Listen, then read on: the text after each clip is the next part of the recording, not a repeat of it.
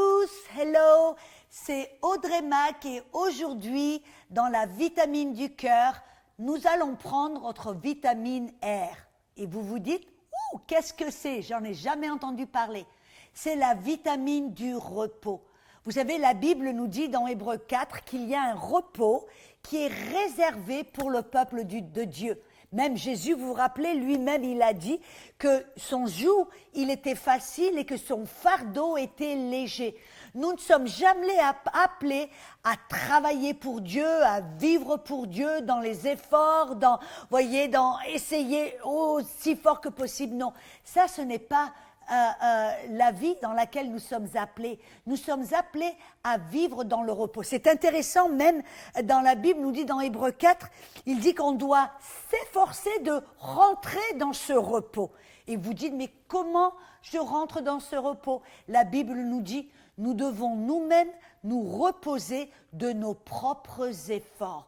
On doit arrêter d'essayer si dur et si fort. Amen. Et c'est intéressant parce que la Bible nous dit, vous voyez, l'apôtre Paul nous disait dans Galates 2, verset 20, il disait que j'ai été crucifié avec Christ et ce n'est plus moi qui vis, mais c'est Christ qui doit vivre en moi. Et cette vie que je vis maintenant dans la chair, je dois la vivre par la foi dans le Fils de Dieu qui m'a aimé, qui s'est donné lui-même pour moi.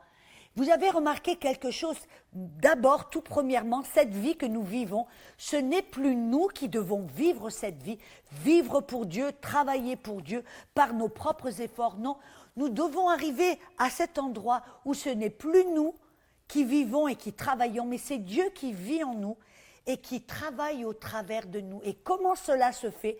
Par la foi dans le Fils de Dieu. Et vous vous rappelez la foi, qu'est-ce que c'est la foi? Amen nous dit, et c'est ma définition, c'est faire confiance en Dieu et en sa parole, plus qu'en ce que je peux voir et ressentir. Et ça veut dire que pour marcher dans le repos, ça veut dire qu'on doit apprendre à marcher par la foi. Une foi, et elle vient comment cette foi? Cette foi vient de ce que l'on entend. Et voyez, quand on apprend à entendre Dieu et à simplement faire ce qu'il nous dit de faire, eh bien maintenant, le poids n'est plus sur nous. La pression n'est plus sur nous, les exigences ne sont plus sur nous. Notre seul rôle, c'est d'entendre Dieu, d'écouter Dieu et de simplement faire ce qu'il nous dit de faire. Et quand vous regardez dans Hébreux 4, c'est intéressant. Ce passage qui parle du repos qui nous est réservé, amen, ce repos dans lequel nous devons rentrer, amen, nous, enfants de Dieu. Quand vous regardez dans le contexte, à différentes reprises, je crois 4 ou 5 fois, ça dit constamment, aujourd'hui, si vous entendez ma voix, obéissez, n'endurcissez pas votre cœur. Aujourd'hui, si vous entendez ma voix, obéissez, n'endurcissez pas votre cœur. Et il le dit continuellement. Pourquoi? Parce que c'est en entendant sa voix et en obéissant sa voix tout simplement que nous sommes dans le repos, parce que maintenant la pression, comme je l'ai dit, n'est plus sur nous, elle est sur le Saint-Esprit. Vous savez, mes amis, c'est pour cela que Jésus nous a envoyé le Saint-Esprit. Avant, vous voyez, jusque-là, Jésus, quand il vivait avec les disciples, quand ils avaient une question, c'était Jésus qui y répondait. Quand ils avaient un besoin, c'est Jésus qui y pourvoyait. Quand ils avaient un problème quelconque, c'était Jésus qui allait le résoudre. Et il a dit, mais maintenant je vais partir vers le Père, mais je ne vais pas vous laisser orphelin, je vais vous envoyer le Saint-Esprit. Et lui, il sera tout comme moi, il va vous aider, vous guider, vous diriger, vous fortifier, vous corriger, vous encourager, vous coacher. Bref, il va être là pour faire le boulot, pour vous aider, amen, à vivre cette vie de repos. Et c'est lui, la pression va être sur lui, si vous me permettez de le dire comme ça. C'est lui qui va faire en sorte de vous diriger, de vous guider, et vous avez simplement à entendre sa voix et à obéir, à faire ce qu'il dit. Et tout d'un coup, c'est à lui, c'est son rôle, c'est pour ça qu'il nous a été envoyé. C'est son rôle de nous aider, de nous corriger, de nous diriger. Et notre rôle, c'est d'écouter et de faire ce qu'il dit. C'est pour cela, mes amis, quand on regarde dans le psaume 23, Alléluia. C'est le psaume qui nous parle de notre nouvelle alliance. Amen. Et il dit, le Seigneur est mon berger, je ne manquerai de rien. Il me dirigera vers les verts pâturages. Il me guidera vers les eaux paisibles. Il me dirigera sur les sentiers de la justice pour son nom.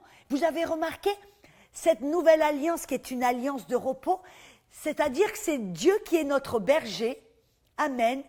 Et nous avons simplement à l'entendre, à l'écouter et à le suivre. C'est pour ça que, vous voyez, comme Jésus a dit, les brebis entendent ma voix et elles me suivent. Et les brebis écoutent ma voix et je vais les protéger, je vais les aider, je vais leur donner les verts pâturages, les bénédictions, je vais les amener dans un endroit de repos qui sont les eaux paisibles. Vous voyez, c'est ça en fin de compte, cette nouvelle alliance que nous avons en Jésus, c'est une alliance de repos.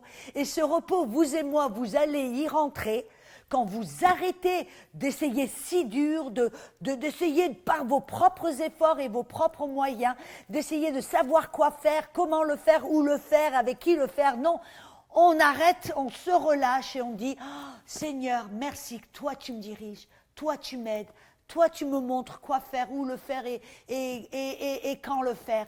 Et je vais me reposer en toi, je vais te faire confiance, je vais écouter ta parole et ce que tu me dis de faire, je vais le faire. » Et vous savez, quand vous faites ça, les choses se font facilement.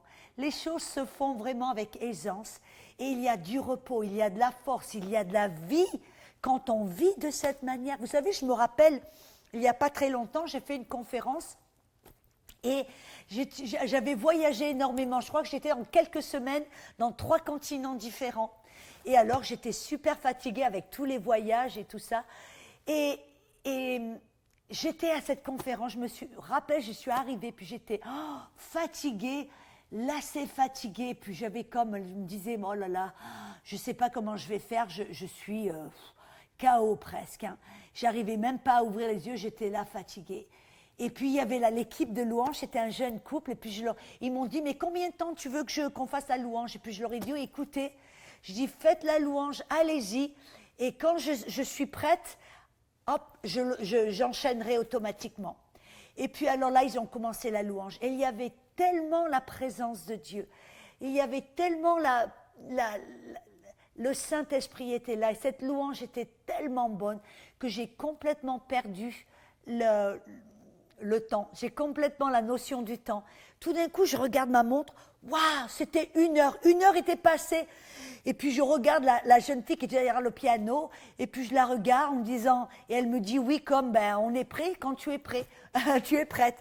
Et donc, je suis allée. Vous savez que tout d'un coup, j'avais une telle force, une telle dynamisme. Et j'ai prêché, j'ai fait le ministère. Mais vous voyez, ce n'était plus Audrey qui faisait le ministère par mes propres efforts, par mes propres forces. C'était maintenant le Saint-Esprit en moi. J'avais trouvé un tel repos, une telle vie, une telle force dans la présence du Saint-Esprit, dans cet endroit de louange et dans l'Esprit, que c'est là où j'ai trouvé la force. C'est là où tout d'un coup, c'était plus Audrey qui faisait le ministère, qui prêchait et qui a donné des paroles et qui guérissait les malades. C'était Dieu qui était en moi et qui a agi au travers de moi. Vous voyez, ça c'est la vie de repos que chacun d'entre nous, nous pouvons vivre, nous pouvons connaître. Alors, efforcez-vous de rentrer dans le repos.